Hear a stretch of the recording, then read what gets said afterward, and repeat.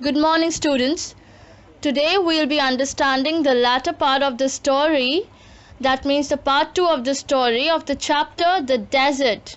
So first we will do the recapitulation, that is a revision of what we had studied in the previous class, that is the previous video, and then we will proceed further. Coming to the recapitulation, so students, let us do a quick revision of what we had studied in the previous video of part 1. So we studied that a desert is generally without water and vegetation. Probably most of the deserts are found without water and vegetation. Rather, there are few which are found with both. And that is a large area of land which is usually covered with sand and which is very hot. Also we studied about oasis, that it is a place in the desert, in the middle of the desert, where there is water and the plants also grow, which gives it a beautiful sight. A desert may be too hot or too cold. Sand dunes shift endlessly across the desert. I hope you remember, students, that we studied that strong winds set up a pile of sand together at one place, and it actually make it look like small hills, or you can also say mounds. Let us see, students, what we will be learning from this video, from the part 2. Basically, three things, most important things we will be learning from here. They are: desert plants and animals learn to require much less water than most of the other plants and animals. Second thing is, the camel is a typical desert animal. Why is it called so?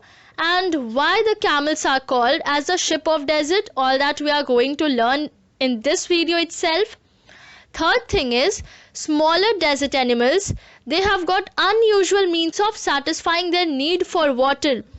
First, by absorbing the moisture from meat, and there are other types of animals, the small desert animals, that absorb the plant juices.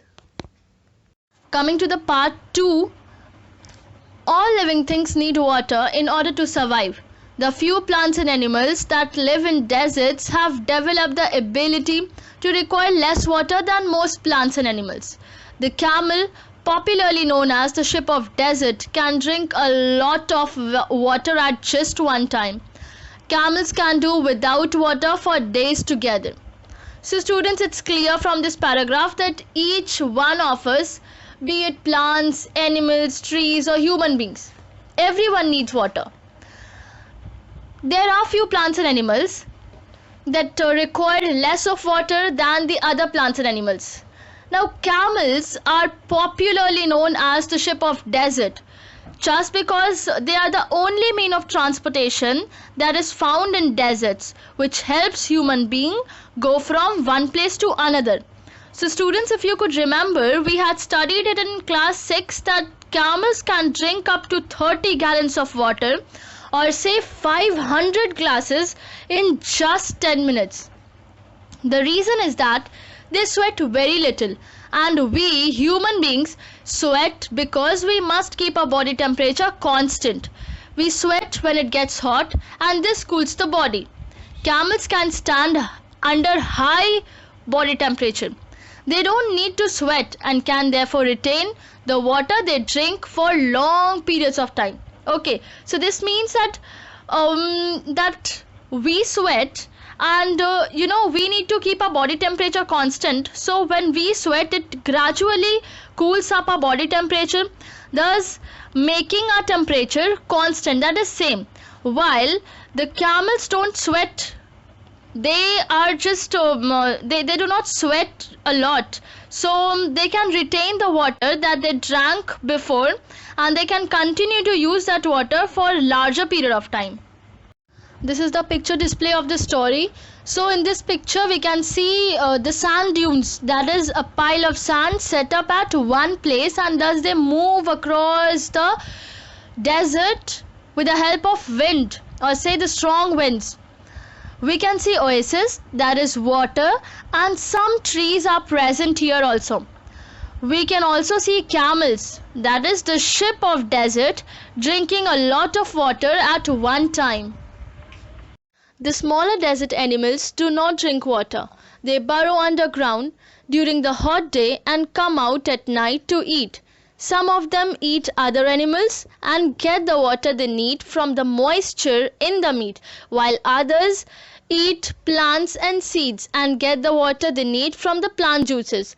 So burrow, students, we had already discussed, that means a hole in the underground, and moisture, that is the small water droplets in the surface or in the air. So here this paragraph means that the small desert animals, they do not drink water. While what do they do during the hot day? They move underground and they come out of that underground area at night to eat something. So what do they eat? Usually they are of two kinds. Some eat the meat so that they get the water from the moisture of the meat, while the others, they eat plants and seeds so that the water that they need, they get from the plant juices. Coming to another paragraph of the chapter, desert plants also adapt themselves to the life they lead. Adapt means they change themselves to the life that they lead. Cactus plants store water in their thick stems. Their roots lie close to the surface of the ground and quickly absorb the moisture from the light rains that occasionally fall. Occasionally, very less of times, or rarely, you can say. The major feature of all the deserts is, of course, dryness and variations of temperature. Variations mean changes of temperature. So this paragraph means that desert plants, they change their life according to the environment that they get in the desert. Like, of course, we know that rainfall happens very less, very rarely. So whenever it rains, whenever even little rain happens, the roots of the cactus plant absorb the moisture from that water, and then the thick stem of the cactus stores the moisture. That means it stores the water for a longer period and it uses it. The major feature of all the desert is, of course, that they are dry and there remains changes in the temperature. This is the second last paragraph of the chapter, students. In humid climates, humid means containing moisture. The moisture in the air acts like a blanket and protects the earth's surface from the hot rays of the sun. The absence of this blanket in the desert lands causes the desert to heat up rapidly during the day and to cool off rapidly at night.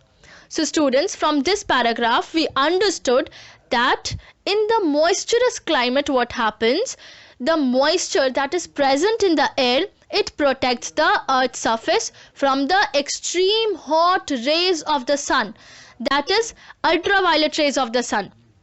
But what happens in the absence of this protective blanket, the desert lands get heated up very fast during the daytime and gets cooled off very fast in the similar pace, that is rapidly, at night also.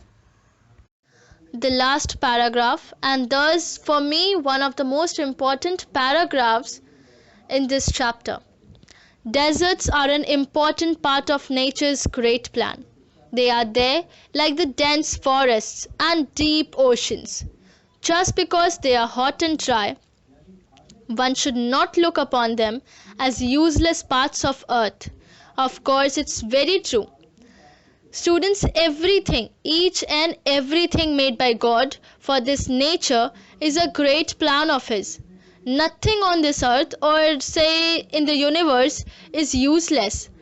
Deserts are one of those important nature's plan.